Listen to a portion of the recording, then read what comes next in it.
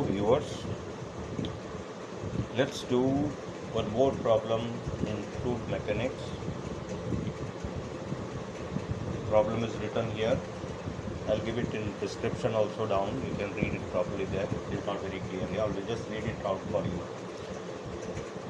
It says that there are two holes made on opposite walls of a vessel containing a fluid of density rho.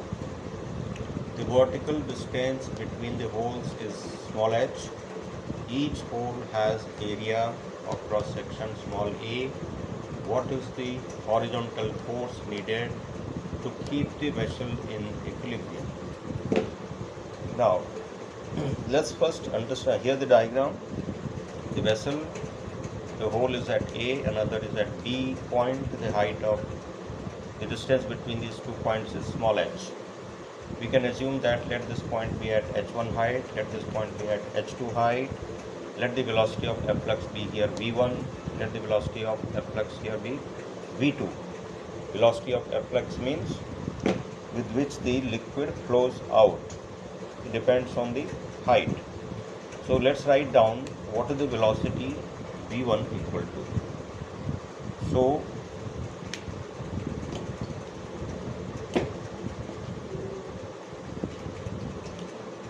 the velocity at point B is say v1.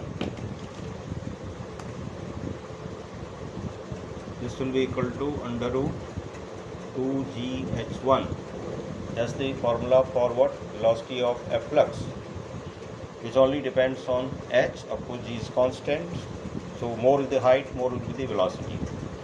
Similarly, at point A, you have v2 is equal to under root 2gh2.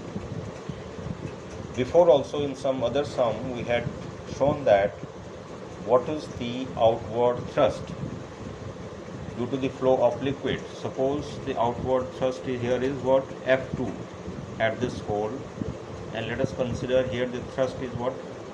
F1. So obviously since V2 is greater than V1, therefore F2 will be greater than F1. The pressure is more here. Now for the thrust, let's find a formula for thrust when the liquid goes out of a hole. F is equal to dP by dt, which is Newton's second law. Rate of change of momentum. What is moving here? Certain mass of the liquid is going out, right? So we can write this as d by dt of momentum. You can write as m into v. So we can equate it to v. You can take out v is constant, velocity of efflux, which is into dm by dt, which you can further write as v into d by dt of mass can be written density into volume. Suppose this fluid moves x distance, so density, area of cross section, distance moved by the fluid. So A into x gives me the volume. Volume into density gives me mass. So in place of mass, I have put this rho A x. Let us put out from here. Density is constant, A is constant, V is already there outside. We are left with what? Dx by dt, which can be called again the velocity, same velocity of efflux. So I can write this dx by dt v, so it becomes what? Rho a v square. One v was already there. This is the formula for what? Outward thrust when the liquid goes out of a hole on the wall of the container, which you can remember also every time. You don't have to derive it. You can always remember from any hole of cross section A, density d liquid, density is d rho, velocity of efflux, that we have the formula. So this formula is for outward thrust. So since F2 is greater than, so net force will be what on this vessel? F is equal to F2 minus F1,